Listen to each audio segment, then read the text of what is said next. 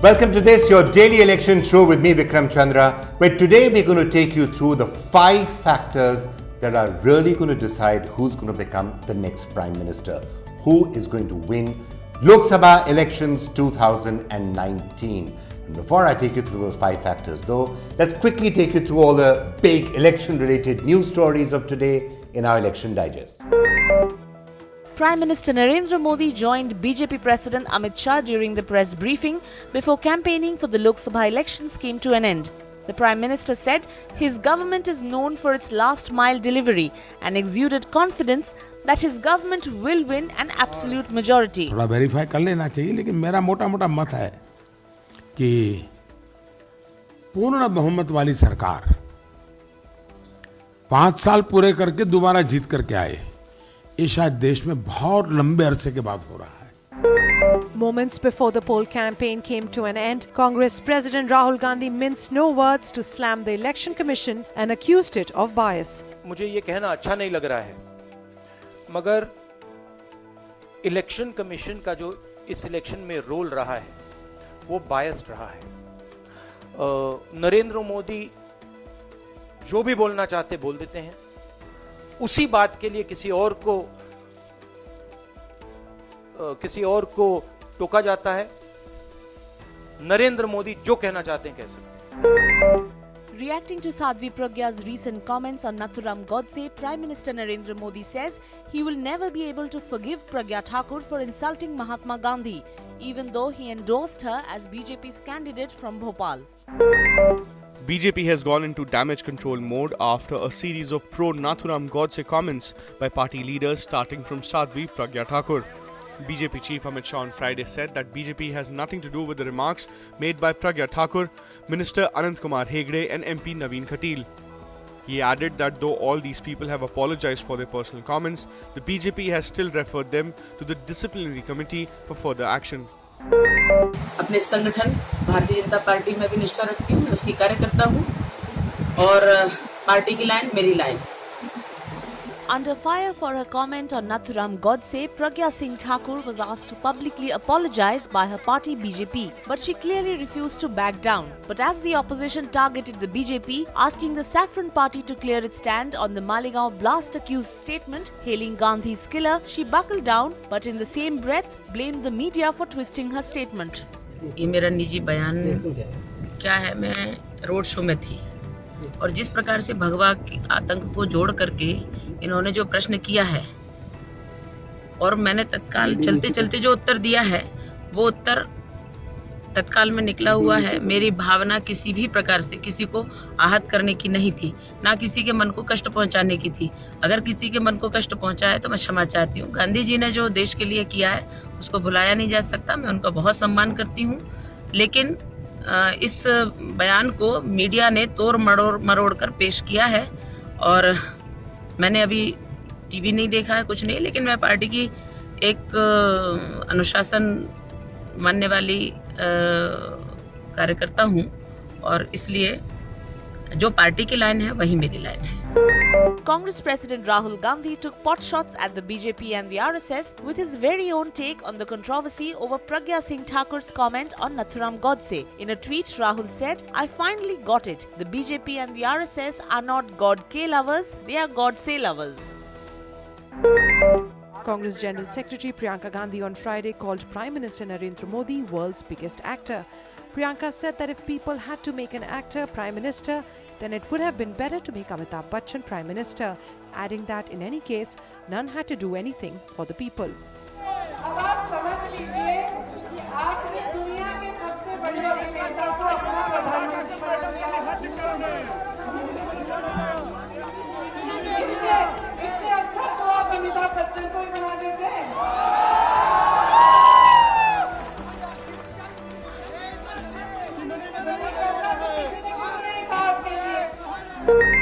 In a bitter attack on Priyanka Gandhi, Union Minister Smriti Irani on Thursday said the Congress General Secretary offered namaz in Amethi and then also visited the Mahakaleshwar temple in Madhya Pradesh. She added that the Congress leader was doing all of this for votes amid the ongoing Lok Sabha elections.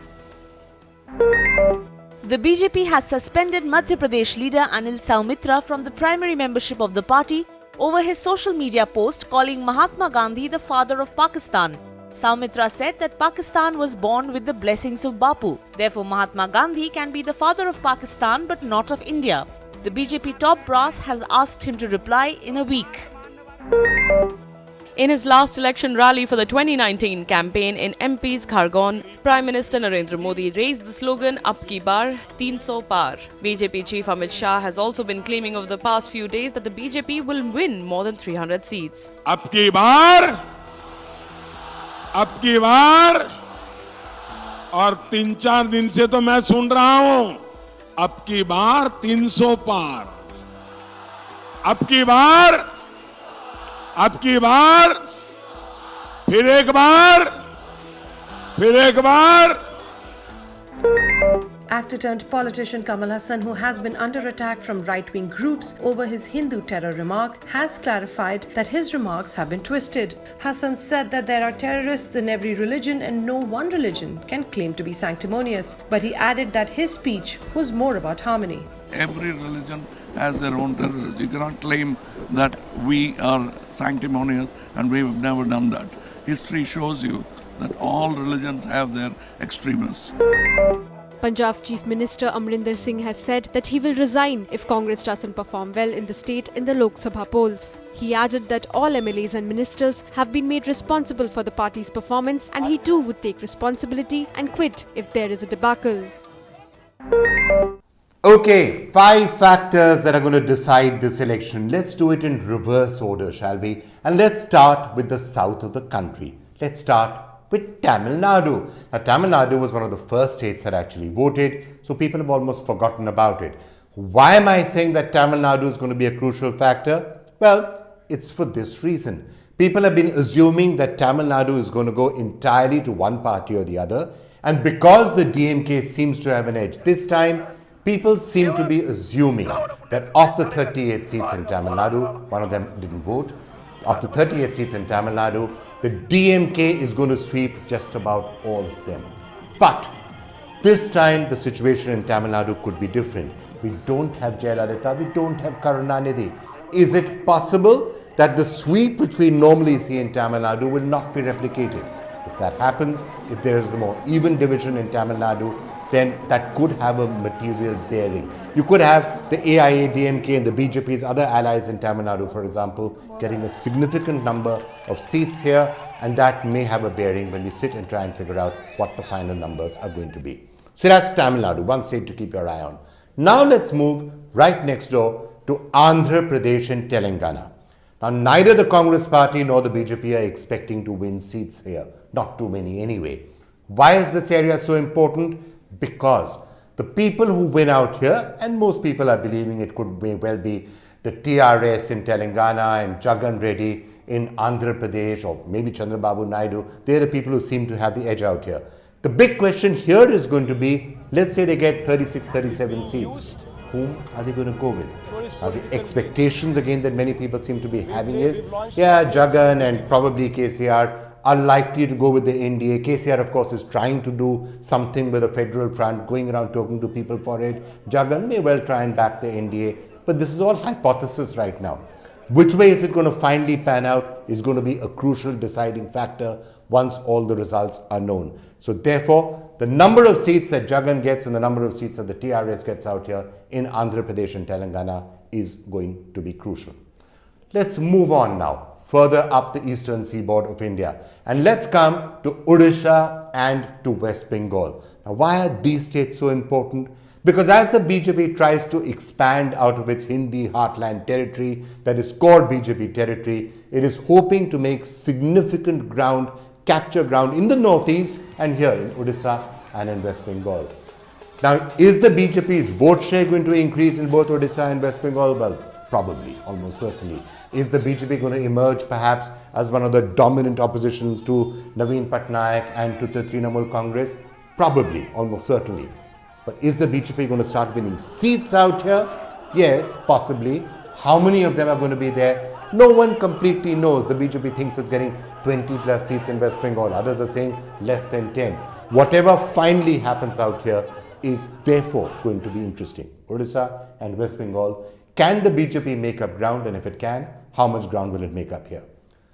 Factor number 4, and as I said, this is a reverse countdown in order of importance. So factor number 4 is the Hindi heartland. Look at this entire territory. Maharashtra, Gujarat, Rajasthan, Madhya Pradesh, Chhattisgarh, Jharkhand, Delhi, Haryana, Uttarakhand, all of this was swept by the BJP in 2014. They got virtually every seat here in 2014. Are they going to be able to hold on to this fortress? Many experts believe that the BJP will face some losses out here. I mean, they can't really gain more seats in this area because they've already got just about every single seat here. So perhaps there's going to be a drop. How much is the drop going to be? 10 seats, 20 seats, 30 seats, 40 seats. That's the one factor that you should be looking for on the 23rd. Is the BJP holding on to this fortress, or is it dropping seats? And if it's dropping seats, how many will it drop in this entire area? And whatever it drops here, can it be made up by those gains that we were talking about in places like Odisha or West Bengal or the Northeast? And finally, if I had to pick one state that is going to decide who's going to be the next Prime Minister of the country, is it going to be Narendra Modi again, or could it be another challenger? That one state is going to be Uttar Pradesh. And why is it that I'm saying that? Because the potential swing in Uttar Pradesh is the highest. Remember, the BJP got 71 here last time. 2, if you add the Apna Dal, then that's 73 out of 80. Can the BJP hold on to that? Could be difficult. Why? A, because the vote share of the BJP in 2014 was at an all-time high. It was a record Narendra Modi wave that hit Uttar Pradesh like a tsunami really in 2014. Holding on to that, somewhat difficult.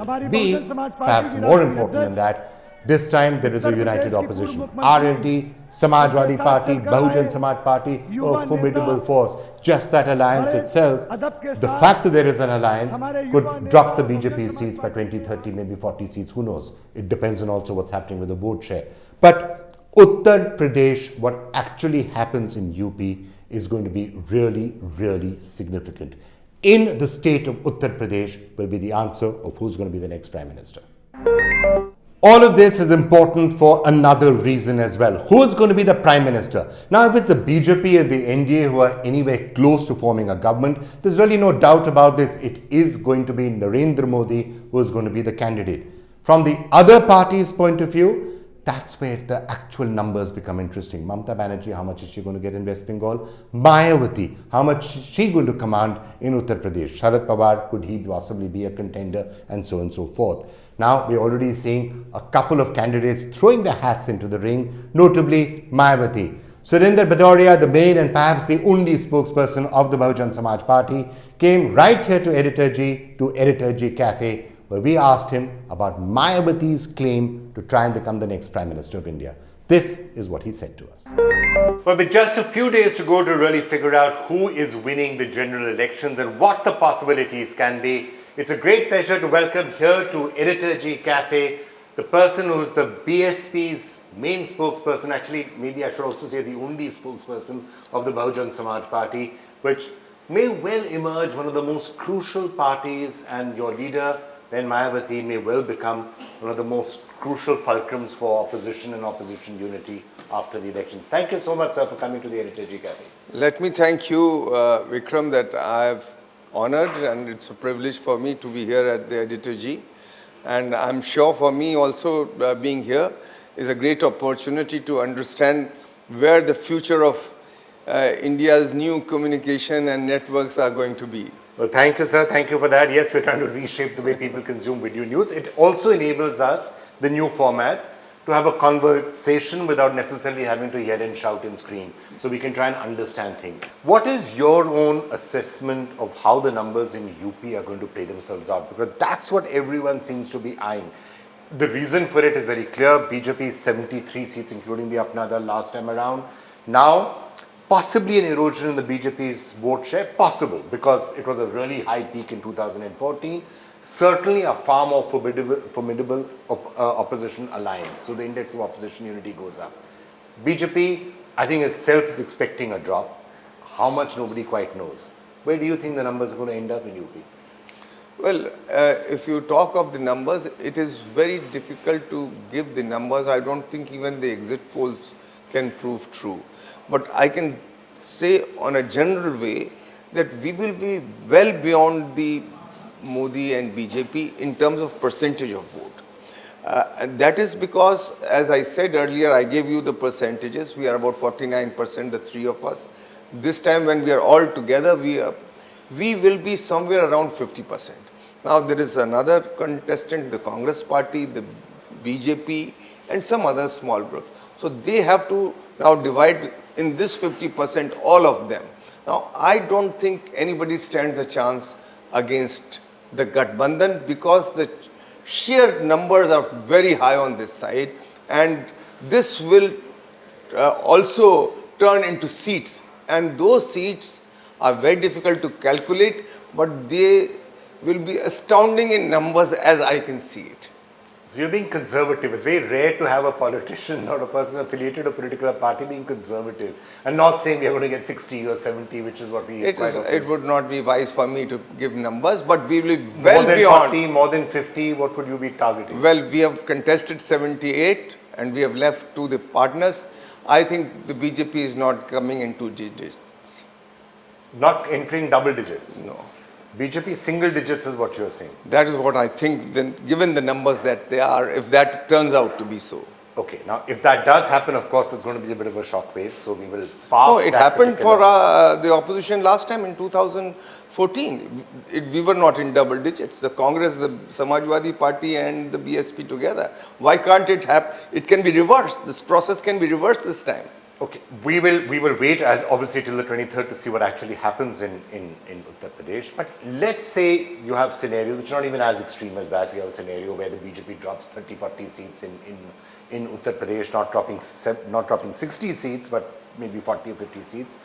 It is possible that there's going to be a hung parliament type situation, and therefore the BJP says it's not going to happen. BJP says we're getting 260 seats. Don't worry about it. 280, 290 seats. Assuming it's a hung parliament, that's when all sorts of combinations come up. So how do you think things will pan out then? I think it is too early. I think 23rd May we'll wait and watch. We will wait for the numbers. And I can foresee that the BJP is going out.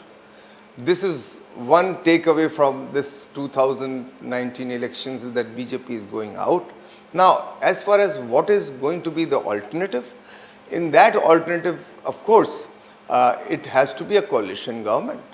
A coalition government has to be led by somebody who has enough experience of running governments, managing coalitions, and also a stature for the prime ministership. I think in that context, but there may be many names who may be there. But I can guess at least one name whom you are referring to who would have. Is there a particular name that you are hinting at? I will be very clear. I would want, certainly, and there are huge numbers in this country who would want Mayawati ji. The reason I'll give you that up till now there has been no Dalit Prime Minister in this country, and there is a strong, intense desire on the part of the marginalized sections of Indian society that they also deserve a place to have the highest position in the governance of the system. So if they have that desire, and Ambedkar gave us a constitution for equality, and I think that equality would be translated into reality if that happens. Okay, so you're saying there would be a desire among the Dalits and others that Ben Mayawati should be possibly the Prime Minister. Now, of course, lots of things have to be worked out for that. First, BJP has to be well short of the numbers, so they can't be sworn and the rest of it. But let's just take that hypothesis a little forward. It would depend on how many seats the BSP has got. Has the SP given you clear assurances that they will be backing the claims of Mayawati? On that, let me state further that Akhilesh Yadav, in his many press conferences and maybe in some meetings, also said that Ben Mayawati ji is going to be the front runner for this. The chief prime minister has to come from UP, and within UP we are at the Gathbandhan. He is not a candidate. He is openly, clearly saying that when Mayawati ji has more experience. She's a senior leader, she's a mature leader, she deserves it. And not only him, there are many others. Like if you remember in Karnataka elections, I think it was Pranay Roy who asked Kumaraswamy, the chief minister, said that of course Mayawati ji should be the prime minister. Then there is Jogi, who's the former chief minister of Chhattisgarh. He has said that. Chautala has said, many people who have said this. So there is a lot of people in this country, and I must say that even Sharad Pawar, though he has taken some other names, has certainly also said that Mayawati ji could be the prime minister. All right, well, Mr. Bhadoria, it's such a pleasure to talk My to you. pleasure. Let's see how it finally all pans out. Thank you. We might call you back just after the election and come and have Sure. a conversation with you Sure. and see which way things are going to pan out. Thank you, Thank and you so I'll much. definitely be here, and I'd love to be here with Editorji. Thank you so much, sir. Thank you.